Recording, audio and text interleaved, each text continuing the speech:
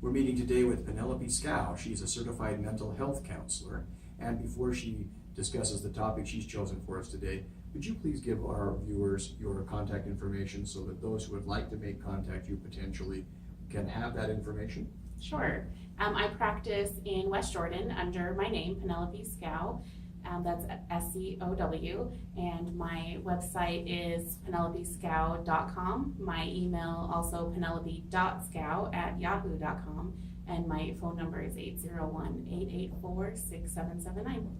And for those that are going to look up your website, why don't you spell it out for them so they know how to do that? Sure. PENELOPESCOW.com. All right. What's the subject you're going to talk about with us today? Today I want to talk about how divorce can impact self-esteem, and more importantly, how you can rebuild that after going through such a difficult experience. Well, this is an incredibly important subject because nothing beats up on self-esteem like a divorce and a separation and things like that. So, because I see that firsthand all the time.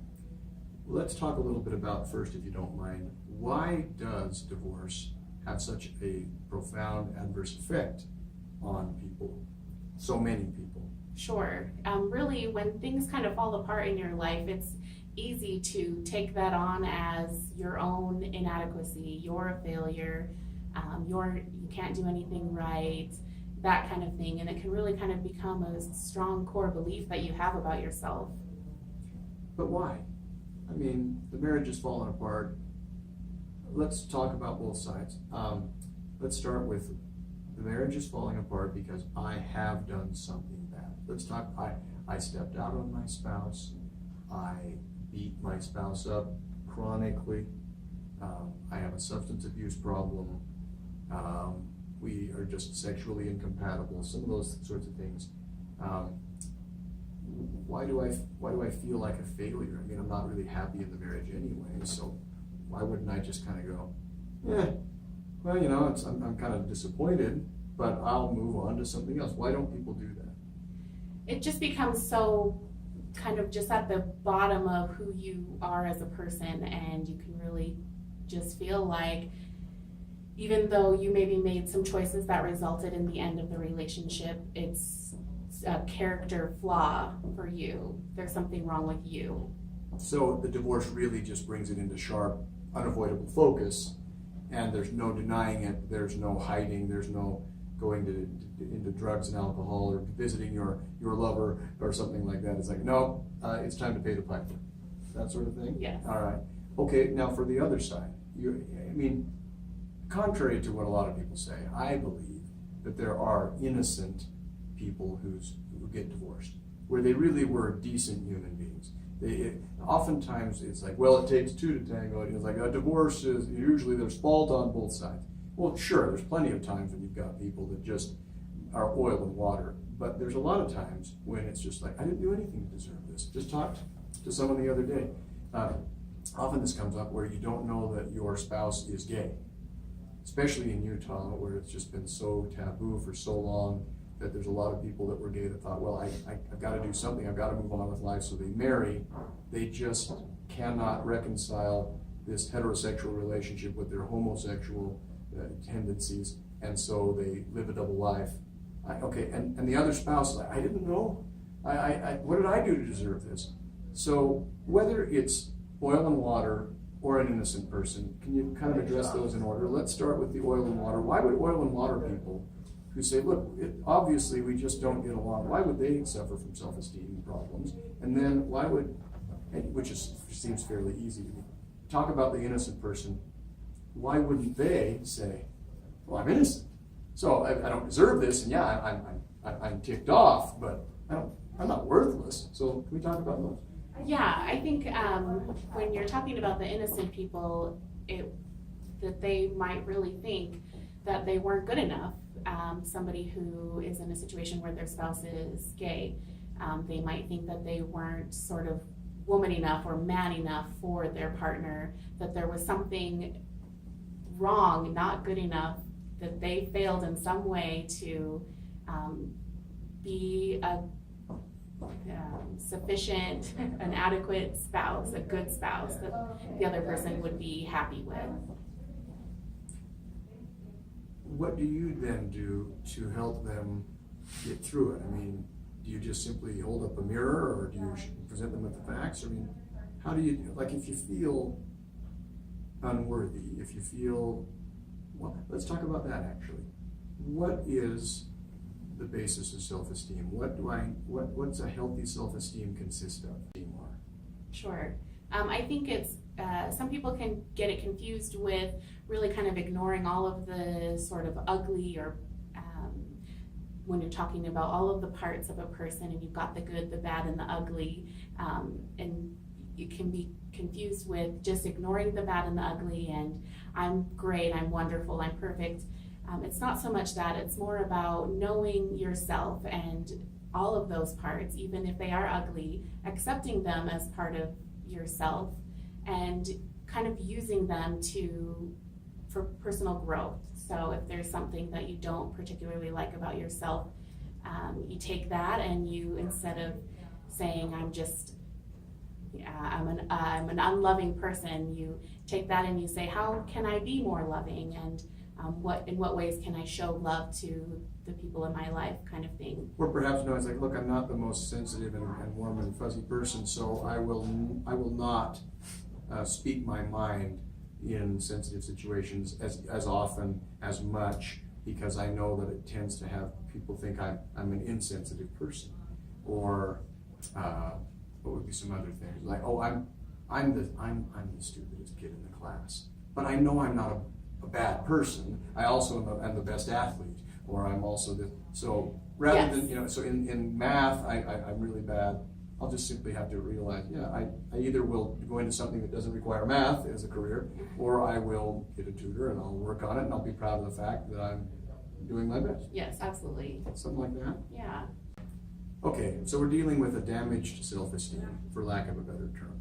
Their self-esteem's taken a hit, and it's related to this divorce. We've talked about some of the causes, some of the ways that can arise, whether you may be the one clearly at fault because you've done something to damage the marital relationship, like infidelity, like abuse, like alcoholism, substance abuse, things like that. We've also talked about how if you're the innocent spouse, or at least somebody who doesn't deserve divorce based upon the kind of faults you've got, simple human quirks and stuff like that, what do we do to get back to where we're our normal selves, we're our healthy selves, and we are happy and we can function in society? And I think you made a good point. It's not you're saying, well, how do I get to the point where I feel like there's nothing wrong with me and I'm perfect, and now my self-esteem is right back where it belongs? What can we do when divorce causes us to doubt our worth as human beings? Sure. I think the biggest part of that is looking at how you talk to yourself about yourself. And a lot of times it's very subtle and even subconscious. Many times people aren't necessarily thinking that they're a failure, but that's really kind of the undertone of all of their thoughts about themselves. And so really being able to look at those, being mindful of when you're having a thought about yourself that is negative, and then once you recognize that, being able to turn it into something that can help you or serve you in a way to improve or grow as a person. When you talk to people that have been through divorce, does that include children? Yes, children definitely can suffer, their self-esteem can suffer from a divorce situation. Is it the same as the couple, as the mother and father, or the husband and wife? Do they suffer in the same ways? They can, in that they can take on a lot of the blame for the divorce, and so an important thing there would be to constant reassurance that they're not to blame and that they are still loved in the same ways. I always struggle with that, even though I've been a divorce lawyer myself for more than 20 years. Why do children feel like they are responsible for their parents' divorce? I have yet to meet anybody who said, kids, we're getting divorced because you are such grave disappointments to us, or whatever it is. So why do kids feel that way? Because I'm sure there are parents watching this going through a divorce right now, where they may have not suffered through divorce as children themselves, and they're like, well, look, I know it's hard on the kids because their family's breaking up and mom and dad aren't here anymore, but I'm not buying this the kids feel responsible. Can you help us understand how children might feel responsible for their parents' divorce? Sure. I think that in some situations they might be receiving messages, even subtle messages from the parents that they might be turning around into, that's the reason mom and dad are breaking up. I had difficulty at school and I heard mom and dad fighting about it, and now they're getting a divorce. Things like that. Oh, okay. I have a question. That actually makes a lot. Yeah, they're fighting. They fight over everything. The child doesn't know that. In fact, they're so angry at each other that they will find fault just came home. It's almost like, oh, yeah, because obviously I don't matter. Obviously, I'm a burden. If I just weren't taking these, if I weren't, on this baseball team, or if I weren't taking these piano lessons, then my parents wouldn't be so upset, and they wouldn't be so frazzled, and they wouldn't get divorced because I wouldn't be causing. Oh, okay, I get it. I had never. So my question was, and correct me if I'm wrong, but I think I'm right. If a child doesn't know they aren't the problem, then they're just going to see this divorce is happening. Maybe I don't deserve it, but I don't know that I don't deserve it. So therefore, I must be part of the problem or the problem. Is that true? Yeah, and so they do need that constant reassurance. This isn't your fault. Yes. So they don't Sometimes figure. it happens. They don't figure out that, they don't have it figured out that they're the problem, but they think, I can't think of any other reason. Right. That can happen too. Right, because mom and dad are most likely not talking to them about the issues, Sure. Specifically between the two of them. Or another thought just right. So mom and dad are getting divorced. Their nerves are frayed and they're on edge. So somebody comes up to say, "Daddy, are you okay?" And they snap at you. "Yes, I'm just fine. Mm-hmm. Leave me alone." And it's like, okay, I made Daddy mad. Right, in those kinds of situations. I know why they're getting divorced now, because here I was trying to do something good, and even when I try to do something good, all it does is make mom or dad mad. Yes, that absolutely sends a message to the child, even though the parent was not intentional. They didn't say, Right. You're the reason. Okay, if I'm going to have to, if somebody tells me, it's like, look, we're going to have to amputate your arm, I'm like, well, I like both arms. I've come to, I drive with both hands, and I can't tie my shoes with just one arm. It would be really, really hard for me to say, all right, I'm going to learn how to use one arm well in advance of the operation, so that when my arm gets amputated, I won't skip a beat.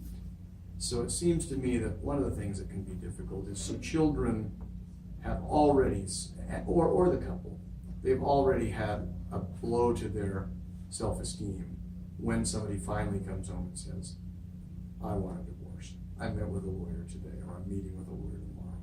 Or kids, come sit down, mom and dad have something to tell you about. Or even if they feel like a failure because they couldn't keep the marriage and the divorce from happening, right? That's another reason. Right. So. Okay. So it's like, okay, the damage is already done. Is there something we can tell people watching right now that can help to reduce the impact on themselves and on their children, so that if they do decide to divorce, and let's face it, sometimes a divorce is the right course of action. There are certain relationships where it's like trying to save this relationship is a waste of time, a waste of effort. It's counterproductive. What could be done? Let's talk about children first, because that seems to me that might be an easier thing, because they are the last to know usually. And then let's talk about, what can you do if your marriage is strained and you think a divorce may be imminent? You do that? Sure. How do we help children deal better with divorce from the point at which we're at each other's throats and think, hey, look, if we are going to get divorced, we can at least stop doing X to the kids, and then we're going to announce it. We're going to break it to the kids. How are we going to do this then, and what are we going to do as a follow-up? Yes, I think that keeping communication open with the kids as much as is appropriate, and also keeping the explanation simple in terms that they can understand, because sometimes you're dealing with even very small children, that's going to be important. Like we mentioned, constantly reassuring them that they're not to blame, that they are still loved. Spending time with them is still just as important, even though it may be less, because you're spending less time there, in the home, less amount of time. Okay, do we reassure them before they ask? if they're to blame. Hey Penelope, I just want you to know, the divorce isn't your fault. Like, well, I didn't think it was. Why would you tell me? I mean, is there a way to handle that? Sure, I think, yes, that there might be a way to reassure them without Planting explicitly seeds saying, you're not to blame, but I'm not? more subtly. Who said I was to blame? Yes, Somebody must have told me. exactly. You know what I mean? So is there a way of doing that? Because granted, right, we just talked about kids often feel that they're Sure. responsible, and maybe even most of the time. So why don't we do this? Could you just give us maybe a little bit of some sample language that if you were speaking to the children on this side of the camera, like what are some words that parents who aren't very good at expressing themselves or aren't sure what to do, what could they say? Sure, I think it's important to kind of start having an open dialogue with your kids and letting them have sort of the platform to talk about whatever they want in regards to the divorce, and really kind of keeping your own personal issues out of it and creating a safe space for them to say whatever they want, even if it's not something that feels good as a parent to hear. So just kind of leaving it open to them, tell me something, how you've been feeling since you found out that your father and I were getting a divorce, and then kind of just seeing where they are and taking it from there, kind of meeting them where they are. What if they do things because they're little children, where they say something very blunt, but it's purely innocent? Like, is this because of mommy's drug addiction? And maybe mom didn't even know the kids knew. You know what I mean? And so she's mortified now, and maybe realize, oh my gosh, I thought I was hiding this from them, and all this time they've known that I'm addicted to my prescription pills or something like that. What's the right and the wrong way to react? I think dismissing it or kind of trying to hide it, if that is the cause of the divorce, that they obviously have seen it. Dad's had it. It's like, look, you are a junkie. We put you, you won't go to rehab, or you have, and you just keep coming back. Sure. And I just can't take it anymore. You fell asleep and you left the oven, the stove on, and it almost burned the house down, or you fell asleep and you left the infant, playing with a bag of glass or something like that. And so the kids who aren't as nearly as clueless as everyone imagined, mom and dad. So it's like, is this because of mommy's drug addiction? Let's assume that exact question were asked, and you being a woman, you're the drug addicted mom. Sure. Go ahead. How would you respond to this child?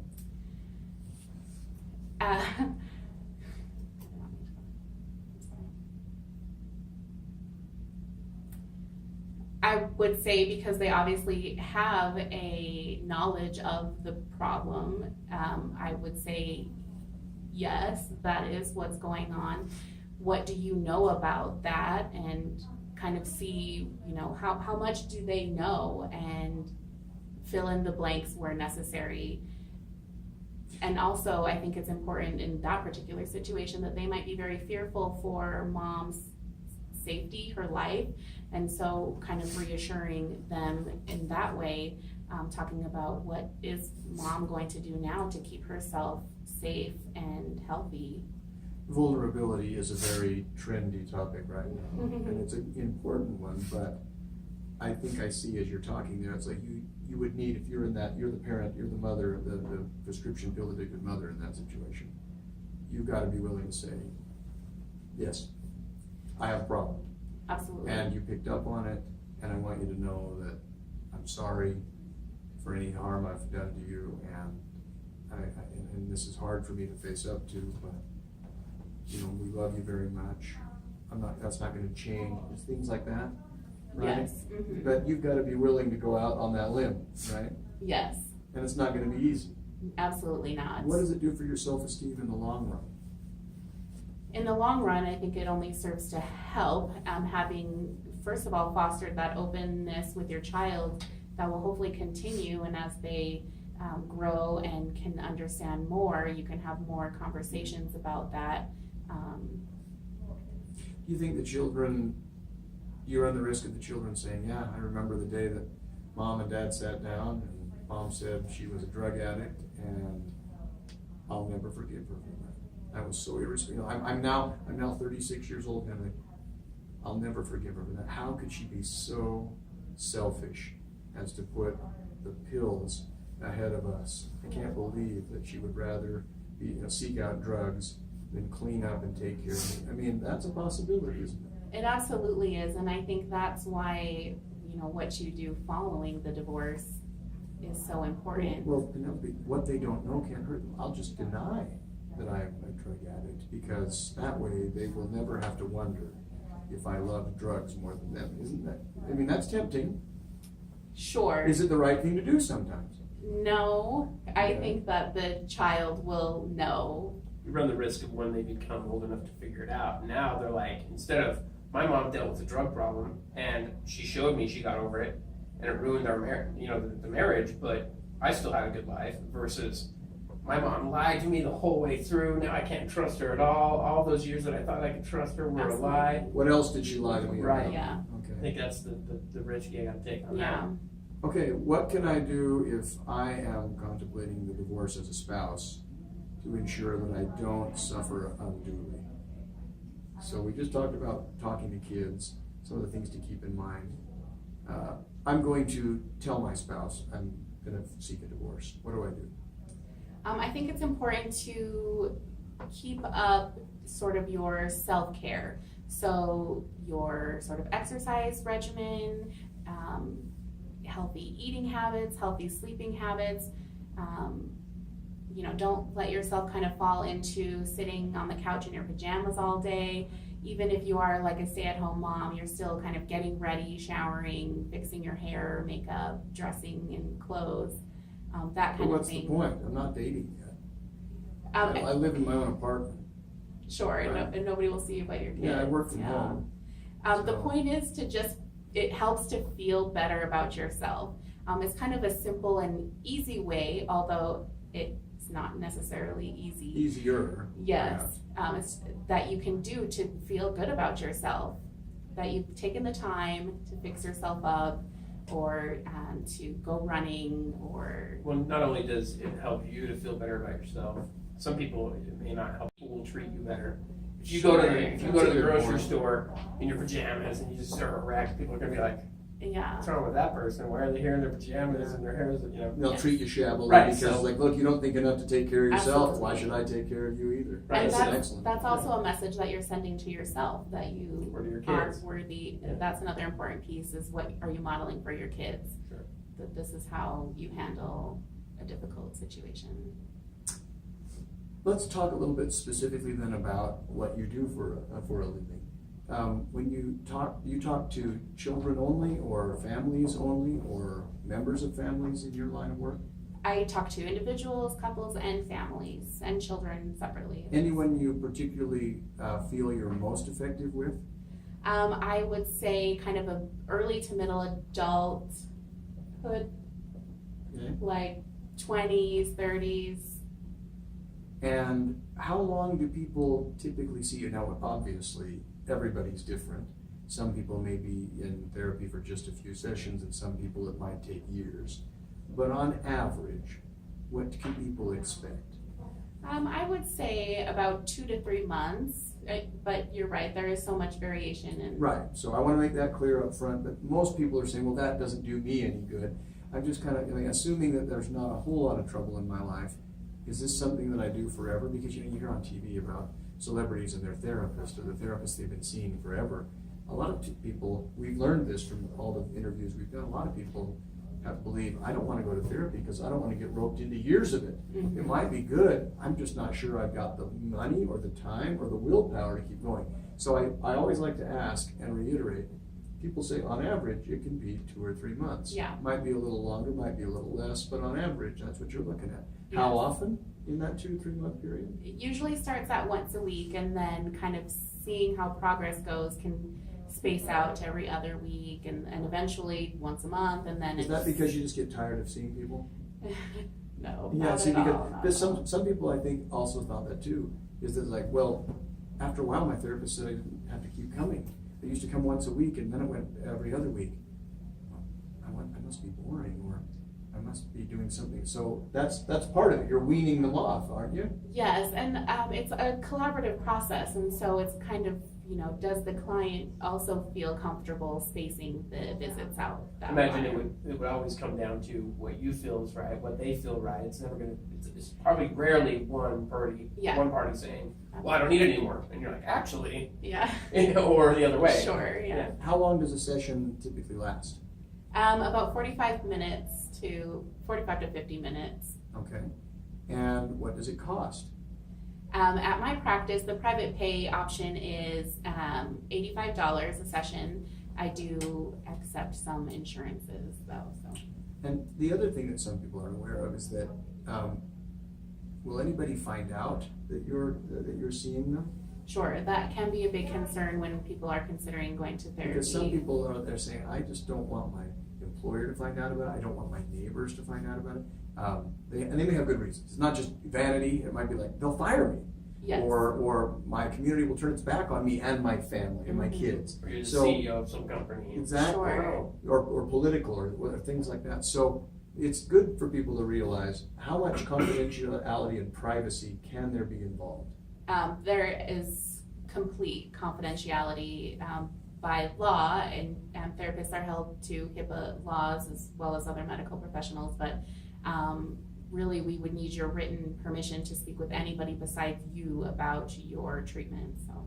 And by paying in cash, there's no insurance record, there's nothing that would show up on pay stubs or anything like that, or a credit card statement. So Right. that's- Yeah. And you accept cash? Yes. So yes, it's gonna cost you some money, but you might feel a little better about going to see a counselor if you know there's no trace. Sure. Because if it doesn't work out, or if the counselor says, yeah, you're just feeling kind of blue today, but you don't seem like you're somebody who think, oh, good, well, there's no big paper trail on me or something Right. like that. Yes. Well, we appreciate the time you've spent Yes, with us thank here. you. And for those that would like to get in touch with you and think this would be useful for me, for my family, or for my children, give them your contact information one more time, please. Sure. My phone number is 801-884-6779. My email, Penelope, PENELOPE.Scow, SCOW @yahoo.com. And my website, penelopescow.com. All one word, no dashes or dots or anything Correct. between. Yes. Thanks again. Thank you. Thank you.